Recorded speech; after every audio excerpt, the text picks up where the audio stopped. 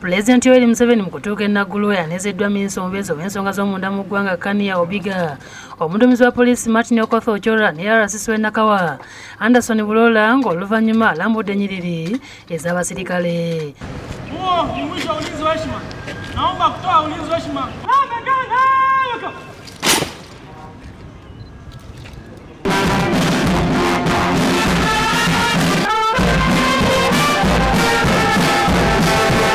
Asose mukafubo n'Ochola akatakiziddwa mu bannamawulire avuddeyo okwegatta mu lukuŋŋaana. Ochola asimye President Museveni n'ategeeza nti kino kiraga enkolagana n'omukwano omungi gw'alina eri poliisi. It is a double score which confirms the trust that Your Excellency attached to us in leading the institution to your expectations. It is also a measure of the serious concern which the government feels about the entire Uganda police force. Akasizza Museveni nti bamalirivu okukuuma bannayuganda n'ebyabwe nga bagoberera obubuuzi bwe. As you have always guided, sir, the current sophisticated crime trend demands that the philosophy of policing be technologically founded on the bedrock of deep concern and cooperation between police and the public. Kania Obiga ategeeza Museveni nti poliisi eri mu kiseera kya kwekenneenya n'okubaganya ebirowoozo ku ebyo bye bayiseemu. Agamba nti wadde waliwo ensobi ezikolebwa, abasirikale bakola buli ekisoboka okulaba nga bakuuma emirembe.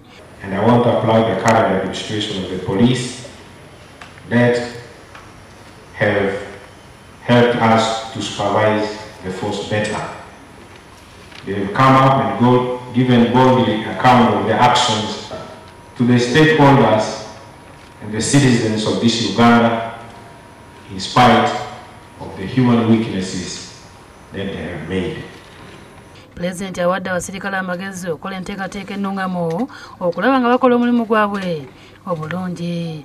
If there are some counties which are big, like in the north it used to have big sub-counties. Then for those you could have like a modified plan where you could have maybe 2 police stations. Ayongere n'akkaatiza nti poliisi erina okubeera n'essimu ez'okumeeza ng'emu ku ngeri y'okumalawo obumenyi bw'amateeka okwetooloola eggwanga.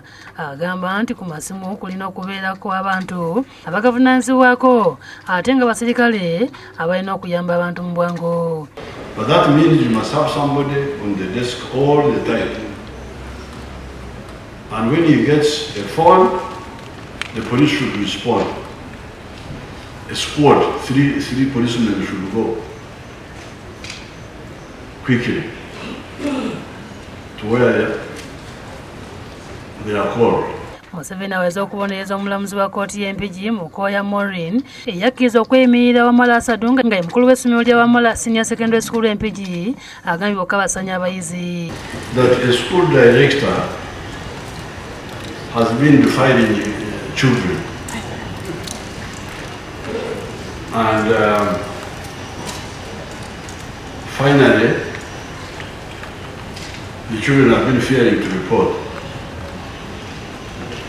But I think on the last occasion, one of the children rang his parents and they came.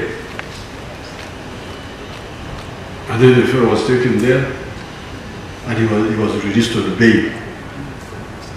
But I'm going to enter that issue now. Who gave him the bail in the first place? President asimbye omutwe gw'ekijjukizo.